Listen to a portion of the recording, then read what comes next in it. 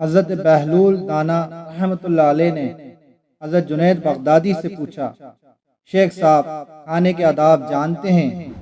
کہنے لگے، بسم اللہ کہنا، اپنے سامنے سے کھانا، لقمہ چھوٹا لینا، سیدھے ہاتھ سے کھانا، خوب چبا کر کھانا، دوسرے کے لقمے پر نظر نہ کرنا، اللہ کا ذکر کرنا، الحمدللہ کہنا، اول و آخر ہاتھ دھونا۔ بہلول دانا نے کہا، لوگوں کے مرشد ہو اور کھانے کے آداب نہیں جانتے۔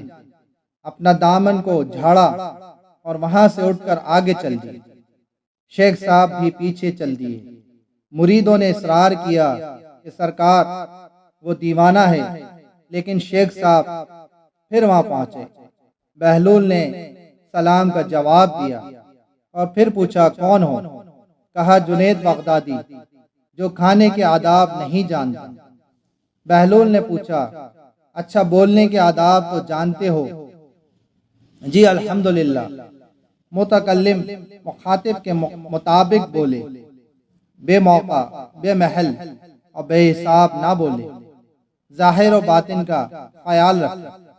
بہلول نے کہا، کھانا تو کھانا، آپ تو بولنے کے آداب بھی نہیں جانتے۔ بہلول نے پھر دامن جھاڑا اور تھوڑا سا اور آگے چل کر بیٹھ گئے۔ پھر سلام کیا۔ شیخ صاحب پھر وہاں جہاں پہنچے، سلام کیا۔ بہلول نے سلام کا جواب دیا۔ پھر وہی سوال کیا، کون ہو؟ شیخ صاحب نے کہا، جنید بغدادی، جو کھانے اور بولنے کے آداب نہیں جانتا۔